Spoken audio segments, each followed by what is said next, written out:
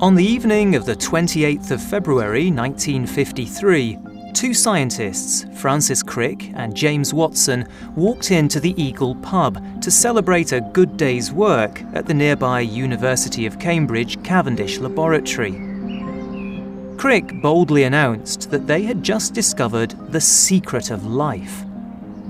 As hyperbolic as it sounded, a few months later, the pair published a paper in the scientific journal Nature, where they revealed that they had discovered the structure of DNA, the stuff of life, the iconic double helix. In their words, this structure has novel features which are of considerable biological interest. It explained how genetic information is stored, copied, and passed on through the generations. The same journal also contained papers by Maurice Wilkins and Rosalind Franklin, who had been responsible for the research and the defining image that enabled Crick and Watson to create their structural model. The elucidation of the structure of DNA was a turning point in molecular biology. It started a scientific revolution and ushered in the era of genetic and genomic research that would change medicine as we know it.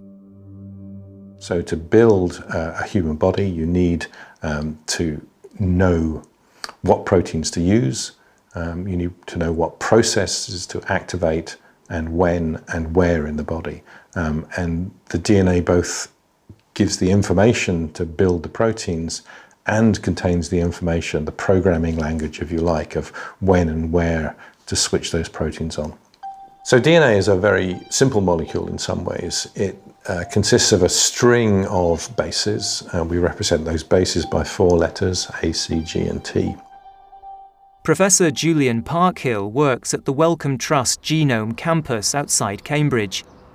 Scientists here have always been at the forefront of genomic research, and they were part of the global team that undertook the biological equivalent of travelling to the moon, the Human Genome Project. Work started on the project in 1990, and it was one of the most ambitious scientific ventures in history. The human genome has around 3 billion base pairs. There are 2 copies of every gene, so in total around 6 billion base pairs, but most of those are identical. So the original project aimed to sequence that haploid genome, the single copy, the 3 billion base pairs. So the Human Genome Project was a massive undertaking. It involved very large numbers of different people from different countries, different institutes, working at different times. So it's difficult to be exact about the numbers, but people estimated that it cost probably around $3 billion. It involved at one stage or other at least 5,000 people from 20 different institutes around the world. We produced a third of the finished sequence, which is the largest single contribution from any institute around the world.